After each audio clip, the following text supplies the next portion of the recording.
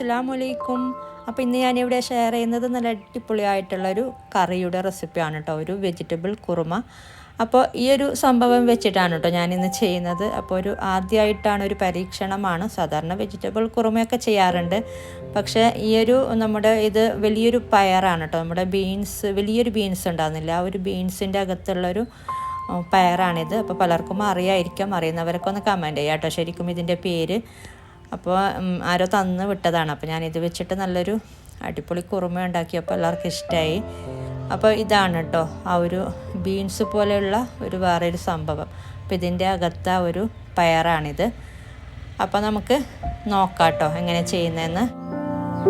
അപ്പോൾ ഇതിന് വേണ്ടിയിട്ട് നമുക്ക് ഒരു പാത്രം ഒന്ന് ചൂടാക്കാൻ വേണ്ടിയിട്ട് വെക്കാം. ഇതിലോട്ട് കുറച്ച് എണ്ണ ചേർത്ത് കൊടുത്തിട്ടുണ്ട്. അപ്പം നിങ്ങൾക്ക് പ്രഷർ കുക്കറിൽ ചെയ്യാം കേട്ടോ. ഒരു വിസിൽ വരുന്നത് വരെ ഒരു വിസിൽ വരുമ്പോൾ ഓഫ് ചെയ്ത് കൊടുത്താൽ മതി, അത്രേ വേവുള്ളൂ.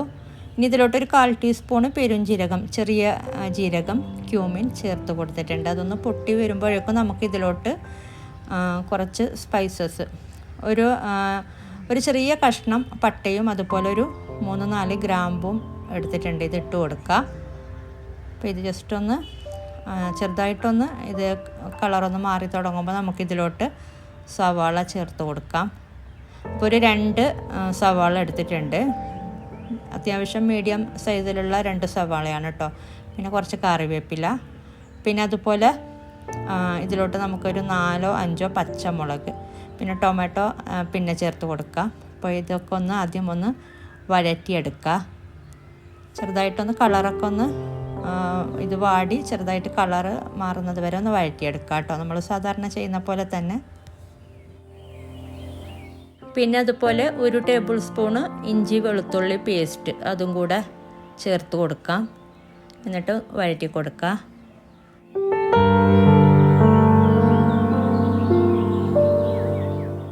അപ്പോൾ ഇത്രയും മതി. ഇതിലോട്ട് നമുക്ക് പൊടികൾ ചേർത്ത് കൊടുക്കാം. അപ്പോൾ 2 ടീസ്പൂണ് മല്ലിപ്പൊടി ചേർത്ത് കൊടുക്കാം. പിന്നെ അതുപോലെ ഒരു 1/2 teaspoon garam masala powder. Chicken മസാലയാണെങ്കിൽ 1 ടീസ്പൂൺ ചേർത്ത് കൊടുക്കുക കേട്ടോ. ചിക്കൻ മസാല ആണെങ്കിലും കുഴപ്പമില്ല. അപ്പോൾ ഞാൻ ഗരം മസാലയാണ് ചേർത്ത് കൊടുത്തത്, ഗരം മസാല പൗഡർ. അപ്പോൾ ഇതൊന്ന് ചെറിയ തീയിലിട്ടൊന്ന് വഴറ്റി കൊടുക്കുക. നമ്മൾ പൊടികൾ ചേർത്ത് വഴറ്റുമ്പോൾ എപ്പോഴും ലോ ഫ്ലെയിമിലേക്ക് ആക്കി വെക്കാം. പിന്നെ മഞ്ഞൾപ്പൊടി കൂടെ ചേർത്ത് കൊടുക്കാം. അത് വിട്ടു, ഒരു 1/2 ടീസ്പൂൺ മഞ്ഞൾപ്പൊടി ചേർത്ത് കൊടുത്തിട്ടുണ്ട്. ഇനി ഇതിലോട്ട് നമുക്ക് 2 ടൊമാറ്റോ ചേർത്ത് കൊടുക്കാം. അപ്പോൾ മീഡിയം സൈസിലുള്ള 2 തക്കാളിയാണ് കേട്ടോ ഞാൻ എടുത്തിട്ടുള്ളത്. അപ്പോൾ ചെറുതായിട്ട് അരിഞ്ഞ് വെച്ച 2 തക്കാളി, അപ്പോൾ അതും കൂടെ ചേർത്തിട്ടൊന്ന് വഴറ്റി കൊടുക്കുക. വെന്ത് ചെറുതായിട്ടൊന്ന് വടഞ്ഞ് വരുന്ന പരുവം വരെ ഒന്ന് വഴറ്റി കൊടുക്കുക കേട്ടോ. ഇനി നമുക്കിതിലോട്ട് ഇതിൻ്റെ കൂടെ തന്നെ നമ്മൾ നേരത്തെ എടുത്ത് വെച്ച ഒരു പയർ ചേർത്ത് കൊടുക്കാം. ക്ലീൻ ചെയ്ത് വെച്ചിട്ടുള്ള പയറാണ്. അപ്പം ഞാൻ 2 കപ്പോളം എടുത്തിട്ടുണ്ട്. അപ്പം നിങ്ങൾക്ക് ഇത്ര വേണ്ടെന്നുണ്ടെങ്കിൽ 1 കപ്പ് പയറും പയറും ഇതിൻ്റെ കൂടെ നിങ്ങൾക്ക് പൊട്ടോറ്റോ വേണമെങ്കിൽ ചേർത്ത് കൊടുക്കാം കേട്ടോ. ഒരു 3-4 പൊട്ടോറ്റോ ചെറുതായിട്ട് സാധാരണ നമ്മൾ ചെയ്യുന്ന പോലെ എടുത്തിട്ട് ചേർത്ത് കൊടുത്താൽ മതി. പൊട്ടോറ്റോ ചേർക്കുമ്പോൾ ഇങ്ങനെ വഴറ്റി കൊടുക്കേണ്ട ആവശ്യമില്ല, അത് അവസാനം ചേർത്ത് കൊടുത്താൽ മതി വേവിക്കുമ്പോൾ. അപ്പോൾ ഇതിൻ്റെ ഒരു പച്ച മണം ഒന്ന് മാറി കിട്ടാൻ വേണ്ടിയിട്ടാണ് ഇങ്ങനെ കൂടെ ചേർത്തിട്ട് ഇങ്ങനെ ചെറുതായിട്ടൊന്ന് വഴറ്റിയെടുക്കുന്നത്. പിന്നെ ഈ ഒരു മെത്തേഡിൽ നിങ്ങൾക്ക് എന്ത് കറി വേണമെങ്കിലും സെയിം ഉണ്ടാക്കിയെടുക്കാം കേട്ടോ. നമ്മുടെ വെളുത്ത കടല അതുപോലെ പട്ടാണി അതിൻ്റെതായ രീതിയിൽ കുതിർത്തിട്ട് ചെയ്താൽ മതി. പിന്നെ പൊട്ടോറ്റോ തന്നെ വേണമെന്നില്ല, ഇതിൻ്റെ കൂടെ എന്ത് വേണമെങ്കിലും കോളിഫ്ലവറോ അങ്ങനെ എന്ത് വേണമെങ്കിലും ചേർത്ത് കൊടുക്കാം. ഇങ്ങനെ തന്നെ ചെയ്യുന്നതിനേക്കാളും കൂടെ വേറെ എന്തെങ്കിലും ചേർത്ത് ചെയ്യുമ്പോൾ ഇതിനേക്കാളും നല്ല ടേസ്റ്റ് ഉണ്ടാവും എന്ന് എനിക്ക് തോന്നിയിട്ടുണ്ട്. അപ്പോൾ ഇതിലോട്ട് ഞാനിപ്പോൾ 1.5 കപ്പ് നമ്മുടെ 2ാം തേങ്ങാപ്പാൽ, നമ്മുടെ തേങ്ങാപ്പാലില്ലേ അതിൻ്റെ 2ാം പാലാണ് ഞാൻ ചേർത്ത് കൊടുത്തത്. ഇപ്പോൾ വേഗം ആവശ്യത്തിന് ചേർത്ത് കൊടുത്താൽ മതി. ഞാനിപ്പോൾ 1.5 കപ്പോളം ചേർത്ത് കൊടുത്തിട്ടുണ്ട്.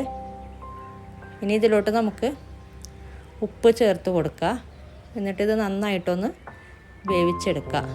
അപ്പോൾ ഞാൻ പറഞ്ഞ പോലെ നിങ്ങൾക്ക് പ്രഷർ കുക്കറിൽ വേണമെങ്കിൽ ചെയ്യാം കേട്ടോ. എന്നിട്ട് 1 വിസിൽ 1-2 വിസിൽ വരുമ്പോൾ തന്നെ ഓഫ് ചെയ്യുക. അപ്പോൾ പാകത്തിന് വെന്ത് കിട്ടിക്കോളും. പൊട്ടോറ്റോയൊക്കെ ചേർക്കുന്നെങ്കിൽ ഒന്നിച്ച് തന്നെ ചേർത്ത് കൊടുത്താൽ മതി.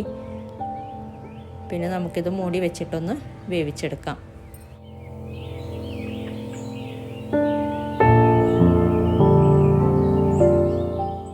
ഇപ്പോൾ ഇത് വെന്ത് വന്നിട്ടുണ്ട്. അപ്പോൾ ഇനി നമുക്കിതിലോട്ട് ഒന്നാം പാൽ ചേർത്ത് കൊടുക്കാം.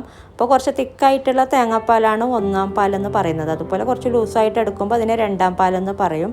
പറയാത്തവർക്ക് വേണ്ടിയിട്ടാണ് കേട്ടോ. അപ്പോൾ ഞാൻ ഇതിലോട്ട് 1 കപ്പ് നല്ല തിക്കായിട്ടുള്ള തേങ്ങാപ്പാൽ ചേർത്ത് കൊടുത്തിട്ടുണ്ട്. പിന്നെ അതുപോലെ കുരുമുളക് പൊടി ഒരു 1-2 ടീസ്പൂൺ കുരുമുളക് പൊടിയും കൂടെ ചേർത്ത് കൊടുക്കുക. എന്നിട്ട് ചെറുതായിട്ട് തിള വരുമ്പോൾ ഒന്ന് ഓഫ് ചെയ്യാം കേട്ടോ.